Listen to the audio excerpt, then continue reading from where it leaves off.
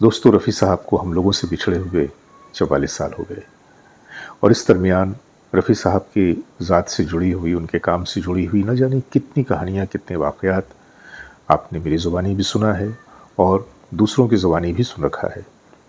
लेकिन इतना कुछ होने के बावजूद भी कहीं न कहीं से कभी न कभी, किसी न किसी गोशे से कोई कहानी झाँकती हुई नज़र आ जाती है। और जब कोई कहानी ऐसी मुझे नज़र आती है, तो मेरी पहली कोशिश होती है कि मैं उस कहानी को आपके सामने पेश करूं, क्योंकि मैं ये मानता हूं कि ये कहानियां आपकी अमानत हैं और आपकी अमानत अपनी पहली फुर्सत में आपके हवाले करनी चाहिए। आज भी मैं एक छोटा सा वाक़या लेकर आया हूं और बस ये जो वाक़या है, मैं इसके बारे में आपके सामने ज़िक्र करूंगा। तो बने रहिए हमारे साथ और देखते रहिए अपना मनपसंद चैनल सिनेमाया। और आइए चलते हैं आज की वीडियो की तरफ।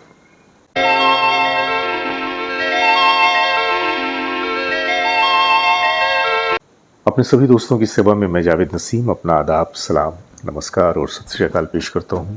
और दोस्तों, आज एक फिर छोटा सा वाक़या आप लोगों की नज़र कर रहा हूं। और जैसा कि मैंने कहा कि ये एक अमानत है आपकी जो मैं आपके हवाले कर रहा हूं। आज का ये एपिसोड ज़रनगी के नाम है।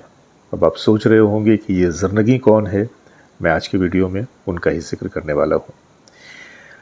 रफ़ी साहब के चाहने वाले यूँ तो पूरी दुनिया में फैले हुए हैं और ख़ुद अपने देश में उनकी तादाद करोड़ों में है, लाखों में नहीं, करोड़ों में है।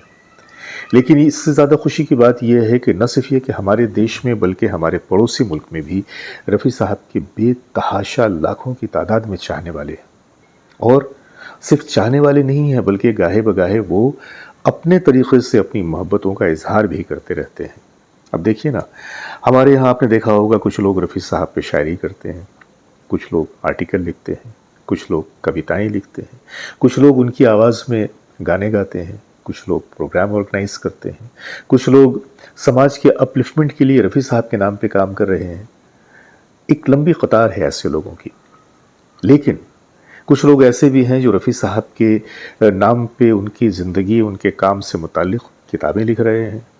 जैसे कि उनमें सुजाता देव जी हैं, विनोद विप्लव जी हैं, हमारे बड़े अजीज़ दोस्त धीरेन्द्र जैन जी जो अब इस दुनिया में नहीं रहे, उन्होंने भी कई किताबें लिखी। और भी कई नाम हैं जिन्होंने रफ़ी साहब के ऊपर किताबें लिखी हैं। और ऐसा ही एक शख्स, बल्कि एक ऐसी ही शख्सियत, इनका ताल्लुक़ रावलपिंडी से है। रावलपिंडी में रहने वाले वहीद रियासत साहब ये भी एक ऐसी शख्सियत के हामिल हैं कि जिन्होंने रफ़ी साहब की मोहब्बत में ख़ुद को यूँ कह लीजिए कि डिवोट कर रखा है। उनकी हर बात रफ़ी साहब से शुरू होती है और रफ़ी साहब पे आकर ही ख़त्म होती है। पाकिस्तान में रहते हुए उन्होंने रफ़ी साहब की ज़िंदगी पे एक बड़ा लंबा रिसर्च किया और रफ़ी साहब की ज़िंदगी से जुड़े हुए छोटे छोटे वाक़यात को भी उन्होंने अपनी किताब का हिस्सा बनाया। उन्होंने तकरीबन 4 किताबें रफ़ी साहब पे लिखी हैं और ये तमाम की तमाम किताबें काफ़ी ज़ख़ीम हैं, बहुत सारे पेजेस।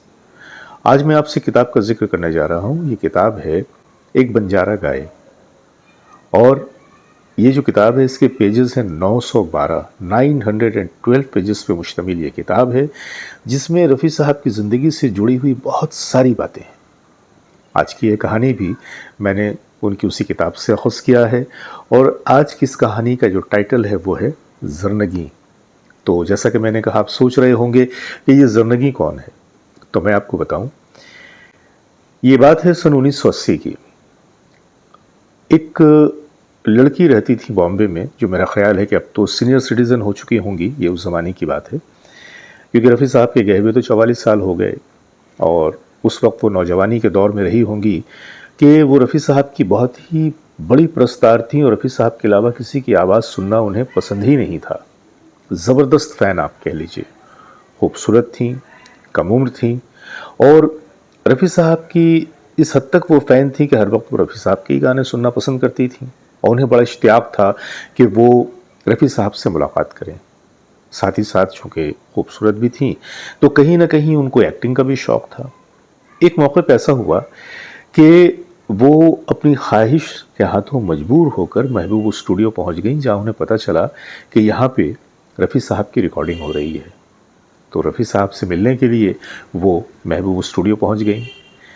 वहाँ पे उस दिन रफ़ी साहब भप्पी लहरी के किसी गीत की रिकॉर्डिंग कर रहे थे। खैर, रिकॉर्डिंग वगैरह जब हो गई تو انہیں پتہ چلا کہ کوئی نوجوان لڑکی ہے جو رفیع صاحب سے ملنا چاہتی ہے، تو رفیع صاحب نے کہا کہ آپ انہیں بلا لیجئے۔ جب یہ زرنگیں گئیں اور رفیع صاحب کو انہوں نے سامنے دیکھا تو انہیں تو دیکھ کر جیسے وہ بے ہوش ہوتے ہوتے بچیں کہ ایک شخص جن کی آواز کی وہ اس حد تک دیوانی ہے کہ جن کی آواز کو ہر وقت وہ سننا چاہتی ہیں، وہ نورانی چہرہ ان کے سامنے ہے۔ رفیع صاحب بھی بڑے ہی شفقت سے پیش آئے، ان سے ادھر ادھر کی باتیں کی، انہیں چائے پلایا اور کہا کہ آپ اور کیا کرتی ہیں؟ تو انہوں نے کہا کہ میں تو اسٹوڈنٹ ہوں اور بس آپ کے گانے سنتی ہوں اور مجھے تھوڑا بہت ایکٹنگ کا شوق ہے۔ یہ سنتے ہی رفیع صاحب کے چہرے پہ ایک سنجیدگی طاری ہو گئی۔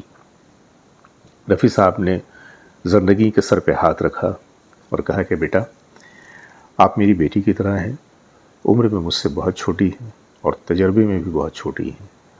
آپ یہ شوق نہ پالیں، آپ اسٹوڈنٹ ہیں، دل لگا کر پڑھائی لکھائی کریں اور جتنی زیادہ سے زیادہ تعلیم حاصل کر سکتی ہیں تعلیم حاصل کریں، یہ جگہ آپ کے لیے مناسب نہیں ہے۔ زرنگی صاحبہ نے بتایا کہ وہ اندر سے بڑی پریشان ہو گئی یہ سن کر کے یہاں رہتے ہوئے، اس فیلڈ میں رہتے ہوئے بھی رفیع صاحب نے یہ کیوں کہا، لیکن ان کے کہنے کے انداز میں جو ایک پدرانہ شفقت تھی، جو ایک فادرلی جو ایک افیکشن تھا، وہ اس چیز کو محسوس کر رہی تھی کہ جیسے رفیع صاحب خود اپنی بیٹی سے مخاطب ہیں، اپنی بیٹی کے کیریئر یا اس کے مستقبل کے لیے وہ پریشان ہیں۔ تو انہوں نے سر جھکا کر سن لیا اور کہا کہ جی بہتر، اور انہوں نے کہا کہ آپ کی خواہش پوری ہو گئی نا، آپ کی ملاقات مجھ سے ہو گئی، لیکن میں نے جو کہا ہے آپ اس بات کا خیال رکھیے گا۔ زرنگی وہاں سے چلی آئیں اور آنے کے بعد میں سوچتی رہیں کہ ملاقات تو ہو گئی، ملنے کی خواہش تو پوری ہو گئی، لیکن کہیں نہ کہیں ایک دبی ہوئی سی خواہش تھی، شاید اس کی تکمیل اب نہیں ہو پائے گی کیونکہ رفیع صاحب نے منع کر دیا ہے۔ انہوں نے بھی رفیع صاحب کو یہ عزت دی۔ بتاتی ہیں کہ ایک روز میں اپنے کمرے میں تھی اوپر کی طرف اور اچانک وہ گھر میں نیچے بڑے شور و غل کی آوازیں آنے لگیں، ایک عجیب سا ایک ہاہکار مچ گیا، تو میں بڑی پریشان ہو کر اپنے کمرے سے نکلی، نیچے آئی کہ کیا ہوا۔ پتہ چلا کہ رفیع صاحب اب اس دنیا میں نہیں رہے۔ یہ سننا تھا کہ میری آنکھوں کے نیچے اندھیرا چھا گیا، میری سمجھ میں نہیں آ رہا تھا کہ میں کیا کروں۔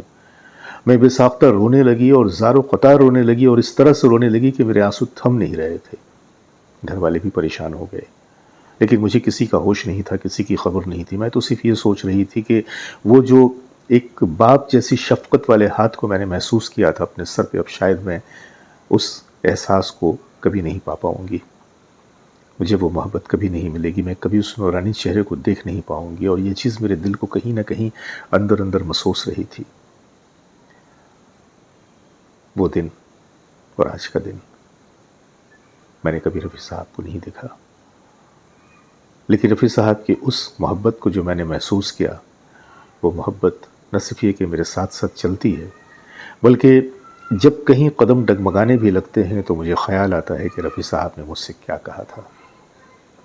تو یہ تھی زرنگی صاحبہ کی کہانی، اور اگر زرنگی صاحبہ بھی اس ایپیسوڈ کو دیکھ رہی ہوں گی تو میرا خیال ہے کہ انہیں بھی ایک خوشی کا تو احساس ہو رہا ہوگا کہ آج میں نے رفیع صاحب اور ان سے جو ملاقات ان کی ہوئی تھی اس کو آپ لوگوں کے سامنے پیش کیا۔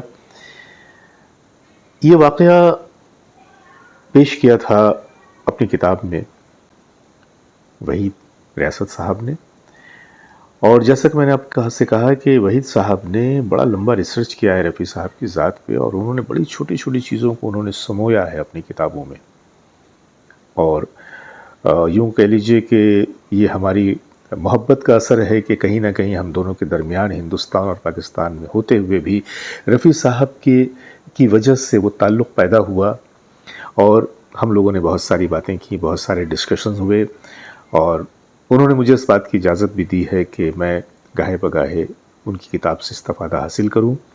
تو میں نہ صرف یہ کہ مجھے اسی طرح کی کوئی ایسی بات نظر آئے گی جس کا اب تک اظہار نہیں کیا گیا ہے تو میں وہ لے کر آپ کے سامنے آؤں گا، اور ساتھ ہی ساتھ ایک خوشخبری میں آپ کو یہ دے دوں کہ بہت جلد میں آپ کی ملاقات وحید صاحب سے بھی کروانے جا رہا ہوں۔ یہ ایک ٹاک شو کے مادھیم سے ہوگا، تو آپ اس دن کا بھی انتظار کیجئے کہ جب اس خوبصورت کتاب کو لکھنے والے وحید صاحب آپ کے سامنے ہوں گے، اور صرف سامنے نہیں ہوں گے بلکہ بہت ساری باتیں بتائیں گے آپ کو، تو مجھے بھی اس دن کا انتظار ہے کہ جب میں انہیں لے کر آپ کے سامنے آؤں گا. اور یہ جو میری چھوٹی بڑی کہانیاں ہیں آپ لوگ اتنی محبتوں سے دیکھتے ہیں، اس کے لیے تو میں دل سے آپ کا شکریہ ادا کرتا ہوں. مجھے اجازت دیجیے. نمسکار.